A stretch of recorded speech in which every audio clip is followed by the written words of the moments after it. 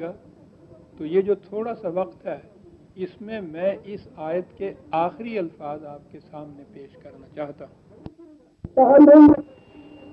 آپ نے سورہ معون کے یہ الفاظ تو سن لیے تھے کہ وَهُمْ يُرَاؤُونَ، تباہی ہے ان مصلین کے لیے، ان نمازیوں کے لیے کہ جو نماز کی فارم جو ہے، اس کی محسوس حرکات جو ہیں، جو چیزیں نظر آتی ہیں، جو پیکر ہے اس کا، وہ اسی کو صلاۃ سمجھے ہوئے ہے اور اس کی روح کو گم کیے ہوئے ہے، اس کے مقصد کو فراموش کیے ہوئے ہے۔ تو یہ ہے وہ نمازی کہ جن کے لیے تباہی ہے۔ تو یہ جو کہا کہ وہ صرف فارم کو قائم رکھتا ہے، اس کی شکل و حرکت کو قائم رکھتا ہے، اس کے مقصود و منتہا، اس کی روح کو گم کیے ہوئے ہے، تو اسی آیت کے آخر میں ہے وَاللَّهُ يَعْلَمُ مَا تَصْنَعُونَ، خدا خوب جانتا ہے کس چیز کو؟ ما تصنعون۔ یہ تصنعون صنعت تو آپ نے سنا ہی ہوگا، مصنوعی کا لفظ تو یہیں سے ہی ہے، صنعت، حرفت، کاریگری، کوئی چیز بنا دینا اور وہ مصنوعی ہو، حقیقی نہ ہو۔ وہ کہتا ہے کہ یہ جو تم صرف اس کی فارم کو لیے ہوئے ہو، صرف اس کے پیکر کو لیے ہوئے ہو، محسوس نقل و حرکت کو لیے ہوئے ہو، یہ تو اس کی ایک مصنوعی شکل ہے، حقیقی شکل تو اس کے مقصود اور منتہا کے اندر مضمر ہے، جسے تم نے فراموش کر دیا، پس پش ڈال دیا، اور خالی یہ جو فارم ہے اس کی، اسی کو تم نے صلاۃ سمجھ لیا۔ یعنی نماز کے اندر صلاۃ کی صرف فارم باقی رہتی ہے، اس کی روح باقی نہیں رہتی۔ دو لفظوں میں ایک عظیم حقیقت سمجھ لیجئے، اسلام نام ہے ان غیر متبدل بلند و بالا اصولوں کا جو انسانی زندگی کی حدود متعین کرتے ہیں۔ ان اصولوں کو جب ایک عملی نظام کی شکل دے دی جاتی ہے تو وہ الدین ہو جاتا ہے۔ عملی شکل کے اندر ظاہر ہے کہ اس کے محسوس اور مرئی پروگرام ہوں گے، وہ جو پرسیپٹیبل ہوں گے، جو دیکھے جائیں گے، یہ اس نظام کا پروگرام ہوگا اور اس کے مختلف عناصر ہوں گے۔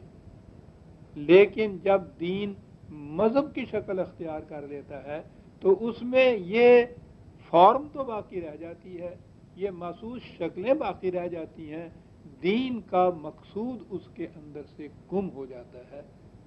اقبال کے الفاظ میں کہ رگوں میں وہ لہو باقی نہیں ہے، وہ دل، وہ آرزو باقی نہیں ہے، نماز و روزہ و قربانیوں حج یہ سب باقی ہیں، تو باقی نہیں ہے۔ یہ اصل تو ہے حقیقت میں عزیزان من، یہ فارم جتنی ہے اس تو کی روح کو لیے ہوئے تھی، جب یہ تو نہ رہا صرف فارم باقی رہے۔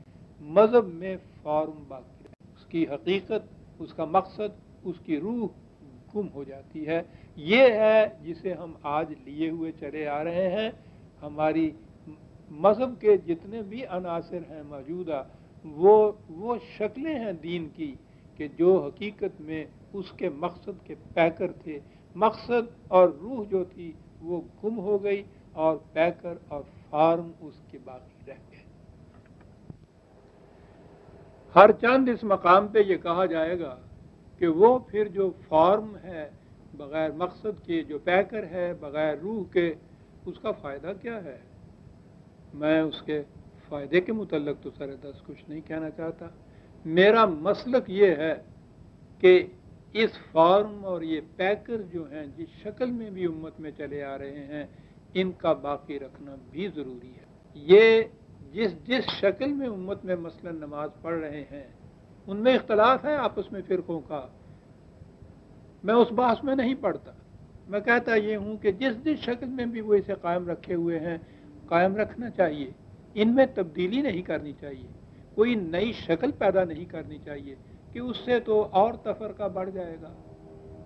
جس شکل میں کوئی چاہتا ہے ان فرقوں میں سے کسی چیز کو، اس کے مطابق وہ کرتا چلا جائے۔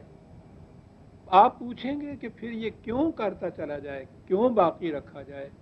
اس لیے کہ عزیزان من، ہم امت مسلمہ تو نہیں رہے، مسلمان ایک قوم کی حیثیت تو ہماری ہے، یہ چیزیں ہمارے قومی شعائر ہو چکے ہیں، یہ علامت ہو چکی ہے ہماری قوم کی۔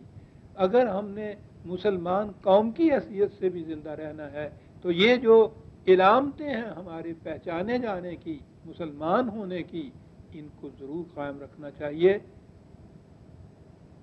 دور سے کسی گاؤں سے اذان کی آواز آئے تو آپ کو یقین ہو جاتا ہے کہ وہاں مسلمان بستے ہیں، اسے کہتے ہیں قوم کا شاعر۔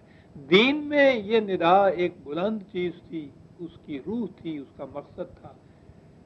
مذہب کے اندر آ کے وہ الفاظ تو باقی رہ گئے ہیں، لیکن جب یہ اس مسلمان قوم کا شاعر میں سے یہ چیز ہو گئی ہے تو اس سے پہچانا جاتا ہے کہ یہ قوم ہے۔ جیسے ہمارے نام عبداللہ ہمارا نام ہوتا ہے، ہم خدا کے عبد نہیں ہوتے، اس کے باوجود اس نام سے ہم پہچانے جاتے ہیں کہ مسلمان قوم کے ہم فرد ہیں۔ اور میرا مسلک یہ ہے عزیزان من کہ قوم کے ساتھ وابستگی نہایت ضروری ہے، بشرطے کہ کوئی ایسا کام اس میں یا عقیدہ نہ ہو جو قرآن کریم کے نقطۂ نگاہ سے ناجائز ہو، حرام ہو، شرک ہو، وہ تو نہ ہو، لیکن یہ چیزیں جو پیکر اور فارم کی شکل کے اندر ہیں انہیں قائم رکھنا چاہیے کہ اس سے قوم کے ساتھ وابستگی ہماری باقی رہتی ہے۔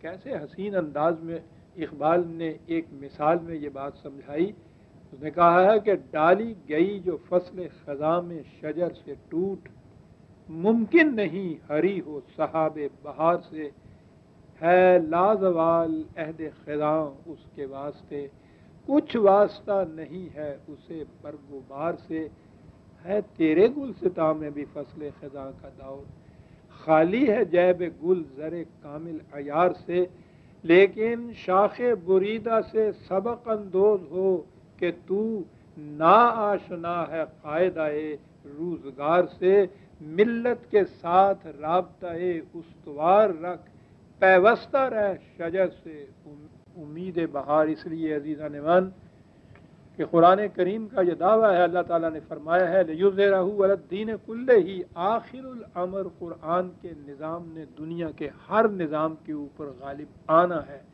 تو میں یہ چاہتا ہوں کہ جب بھی یہ شکل پیدا ہو تو یہ جو اس وقت ہم بے روح پیکر لیے ہوئے جائیں گے، اس میں کرنے کا کام صرف اتنا رہ جائے گا کہ ان پیکروں میں پھر سے روح پھونک دی جائے، وہ جسے سورہ اسرافیل کہتے ہیں، وہ روح پھونک دی جائے گی تو ان پیکروں میں پھر جان پڑ جائے گی، یہ پھر دین کے عناصر بن جائیں گے۔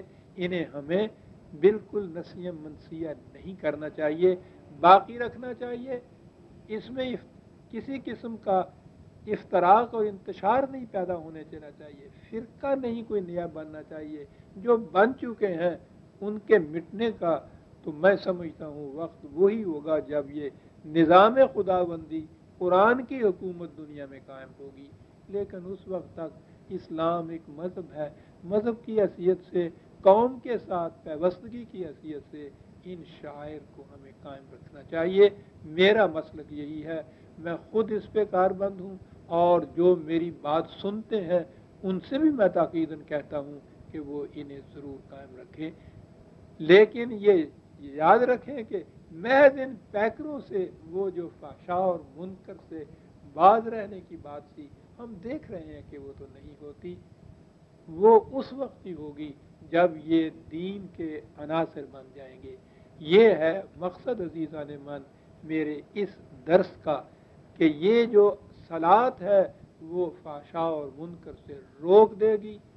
جب وہ روکے گی تو ہم کہیں گے کہ وہ قرآن کی صلات ہے، اگر وہ نہیں ہے تو وہ مذہب کی نماز ہے جس میں پیکر تو موجود ہے، روح موجود نہیں ہے۔